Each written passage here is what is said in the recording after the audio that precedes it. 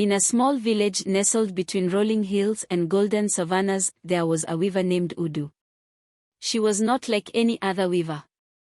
Her threads shimmered as though touched by sunlight and moonbeams, and the patterns she wove seemed to carry secrets of the ancestors. The villagers believed her work was enchanted, for anyone who wore Udu's cloth found their life changed, sometimes for the better, and sometimes for the worse. Udu was a quiet woman, her hair streaked with silver despite her youth. She lived on the outskirts of the village in a humble hut surrounded by wildflowers. Her loom was ancient, carved from the sacred Iroko tree, and it was said that the ancestors themselves spoke to her through it. One fateful day, a young woman named Amaka came to Udu's hut.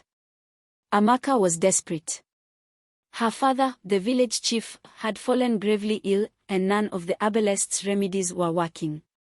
Udu, Amaka pleaded, they say your threads hold power. Please weave me a cloth that can save my father. Udu studied Amaka carefully. The threads I weave do not follow my will, she said in her soft, melodic voice. They reveal truths and destinies. Are you ready for what they may show you? Amaka hesitated, then nodded. I'll do whatever it takes. Udu began her work. She spun golden threads of sunlight and deep indigo dyed from the river's plants. Her fingers moved with a rhythm that seemed almost otherworldly. As she worked, her loom hummed softly, and the air in the hut grew heavy with an ancient energy. When the cloth was finished, it was breathtaking.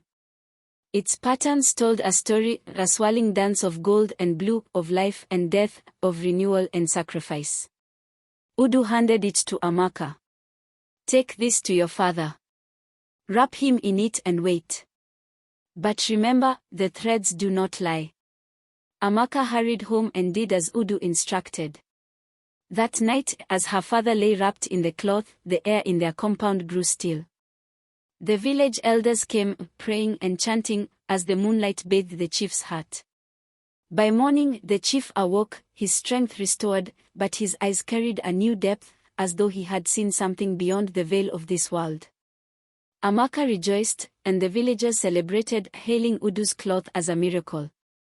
But as the days passed, the chief grew quiet and reflective. One evening, he called Amaka to his side. The cloth showed me a vision, he said. Our village faces a great drought, and only a sacrifice can save us. The ancestors demand an offering. Amaka's heart sank. What kind of sacrifice? The chief's voice was heavy with sorrow. The sacred baobab tree must be felled. The baobab tree was the heart of the village. It had stood for centuries, sheltering generations, its roots intertwined with the land's history. To cut it down was unthinkable. But the drought came, as foretold, and the streams dried up. The crops withered, and hunger crept into every home. The villagers, torn between tradition and survival, turned to Udu once more. What should we do? They asked. Udu's gaze was distant, as though she were listening to voices only she could hear. The tree holds the spirit of the land, she said.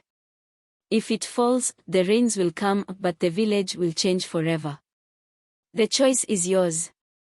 After much deliberation, the elders decided to fell the tree.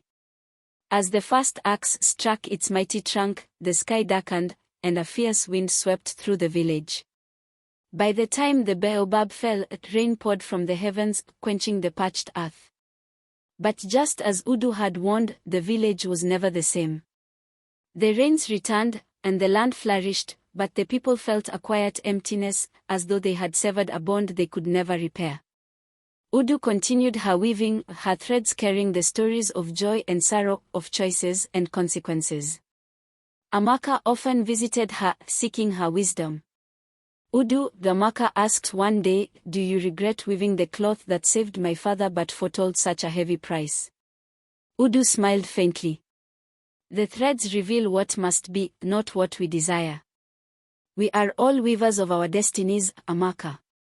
Some threads are bright, some dark, but together, they form the tapestry of life. And so, the village moved forward, forever shaped by the threads of Udu, the weaver whose loom whispered the secrets of the ancestors. Some moral lessons from this story. Every individual has a unique role in life. Just like the threads of Udu's loom, every person has a purpose, and when we embrace our unique role, we contribute to the beauty and harmony of the world around us. Unity creates strength and beauty. The story shows how Udu's weaving, made of different threads coming together, mirrors how a community thrives through cooperation and diversity.